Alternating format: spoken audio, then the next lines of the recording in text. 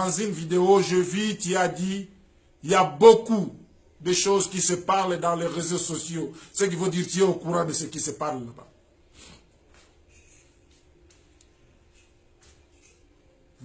Mettre en liberté cet frère, cet enfant que tu as mis en prison.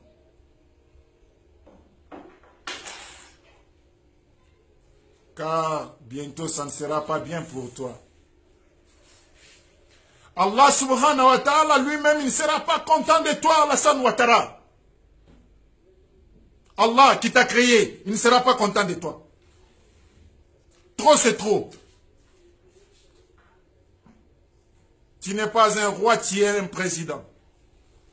Wallahi, je te dois du respect jusqu'à la fin de mon vidéo. Car tu es un papa, tu es un grand frère. Et je t'aime beaucoup. Et je peux même dire que le jour que tu avais des élections avec Laurent Gbagbo, moi, Youssouf, j'ai fait 2 rakas pour soulever mes mains, alors tu ne me connais même pas.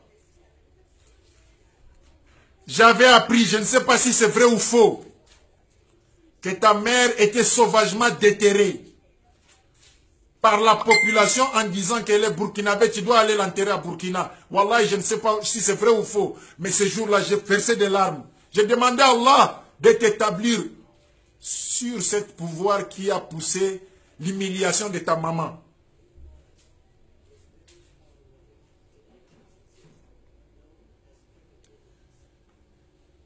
Si c'est ça qui est ton salaire sur le même gène qui ont voté pour toi, où est la liberté d'expression? Hautement, vous voulez nous dire qu'avant que nous, les oustas, les cheikhs, les étudiants, avant de prêcher, notre bayan doit être écrit par le gouvernement ou par les hadiths du prophète Mohammed sallallahu alayhi wa sallam? Je vous demande aujourd'hui de mettre en liberté cet oustaz que vous avez emprisonné. Ne dites pas que vous n'êtes pas au courant. Wallahi, vous êtes au courant. Si dans votre vidéo, vous pourrez dire que il y a beaucoup de choses qui passent dans les réseaux sociaux, donc tu es au courant. Je te demande de le libérer immédiatement. Car si tu ne libères pas, Allah subhanahu wa ta'ala va s'en charger de toi. Et si tu mets doute à ce que moi, le petit-fils de El Hadj Omar Tall, je te dis, je te demande d'aller ouvrir le Coran, de lire ce que Allah subhanahu wa ta'ala a pu faire à un roi, à un chef, à un homme fort qui était plus puissant que toi, qui s'appelait Firaouna. Wallahi, Alassane Ouattara, tu n'as pas la puissance plus que Firaouna. Firaoun est plus puissant que toi, il était plus fort que toi. Savez-vous ce que Allah subhanahu wa ta'ala a fait de Firaouna? Si tu as des doutes, tu es président de la République, cherchez une visa pour aller en Égypte et regardez le corps de Firaouna. Allah lui a promis qu'il va garder son corps jusqu'à la fin du monde. Et il est là. Allah a dit, je vais lui humilier, je vais montrer. Il sera comme un exemple pour ceux qui viendront après lui. Qui sont ces gens? Ce n'est pas moi. Moi, je ne suis qu'un imam, un frère, un musulman, un talibé. C'est vous que Allah parle. Les autorités, les chefs, les présidents. Wallahi, Alassane Ouattara, tu avais une maman qui t'a gardé dans son estomac pendant 9 mois. C'est la même chose avec d'autres jeunes garçons qui sont en train de subir des tortures. Ils ont aussi des mamans. Que leur maman aussi les a gardés pendant 9 mois dans leur ventre. Il n'y a pas la différence entre fils et fils. Je te demande, je demande la liberté de cet imam immédiatement. Car tout ce qu'il parlait, ce n'est que la vérité. Il ne t'a pas insulté, il a dit la vérité. Mais comme dans le monde aujourd'hui, l'orgueil nous pousse à faire n'importe quoi. Parce qu'on est roi, parce qu'on est chef, parce qu'on est président, parce qu'on est ministre. Mais n'oublions pas que Allah, c'est le seul qui a droit à l'orgueil. Allah a dit dans une hadith, celui qui porte mon vêtement de l'orgueil, je vais lui mettre dans l'enfer.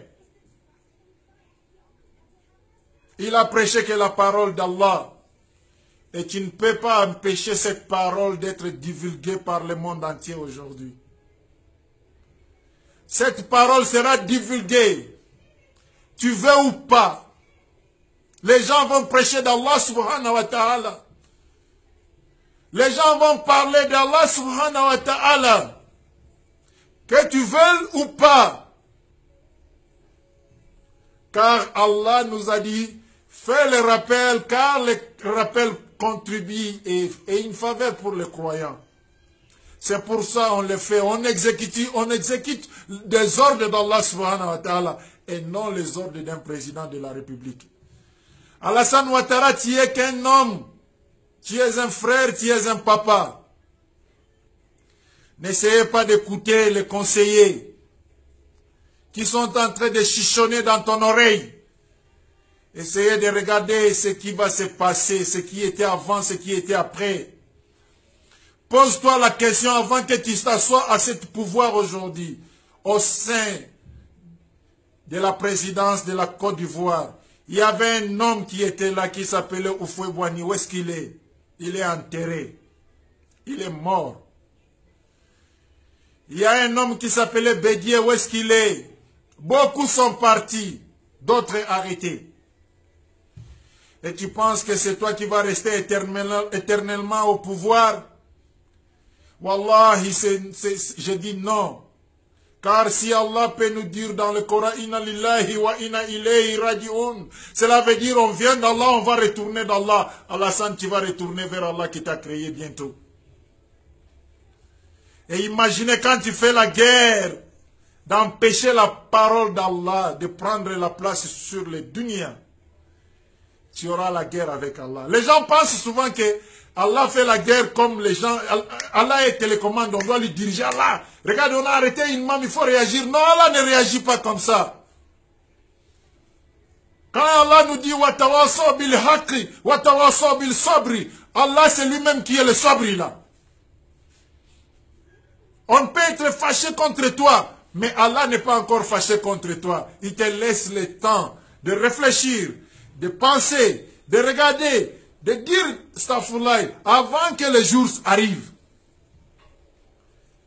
Ceux qui sont en train de faire mal aux oustas,